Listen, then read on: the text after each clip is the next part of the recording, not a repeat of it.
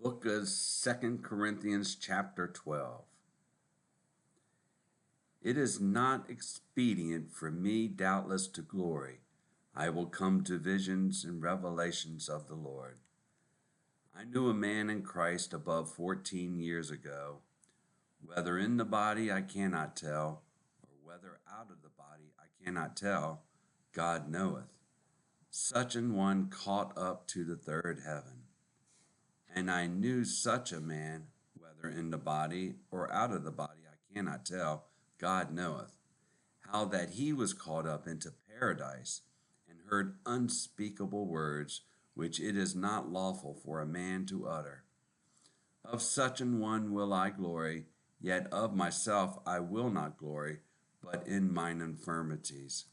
For though I would desire to glory, I shall not be a fool, for I will say the truth. But now I forbear, lest any man should think of me above that which he seeth me to be, or that he heareth of me.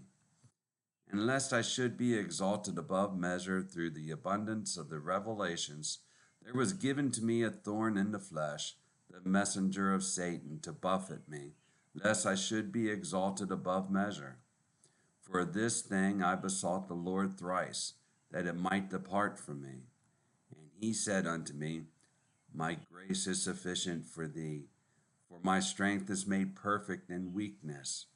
Most gladly, therefore, will I rather glory in my infirmities, that the power of Christ may rest upon me. Therefore I take pleasure in infirmities, in reproaches, in necessities, in persecutions, in distresses for Christ's sake. For when I am weak, then am I strong. I am become a fool in glorying. Ye have compelled me, for I ought to have been commended of you. For in nothing am I behind the very chiefest apostles, though I be nothing. Truly the signs of an apostle were wrought among you in all patience, in signs and wonders and mighty deeds. For what is there wherein ye were inferior to other churches, except it be that I myself was not burdensome unto you, or to you? Forgive me this wrong. Behold, the third time I am ready to come to you, and I will not be burdensome to you. For I seek not yours, but you. For the children ought not to lay up for the parents, but the parents for the children.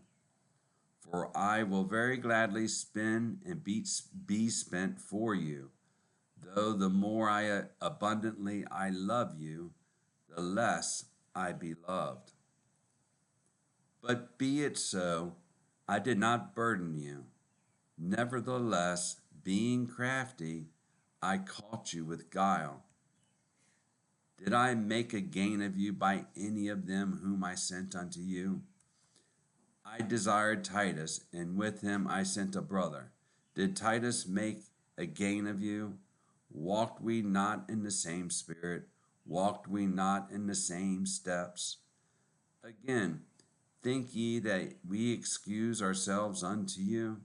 We speak before God and Christ, but we do all things, dearly beloved, for your edifying. For I fear, lest when I come, I shall not find you such as I would, and that I shall be found unto you such as ye would not. Lest there be debates, envyings, wraths, strifes, backbitings, whisperings, swellings, tumults, and lest when I come again, my God will humble me among you, and that I shall bewail many which have sinned already, and have not repented of the uncleanness and fornication and lasciviousness which they have committed. The book of 2 Corinthians chapter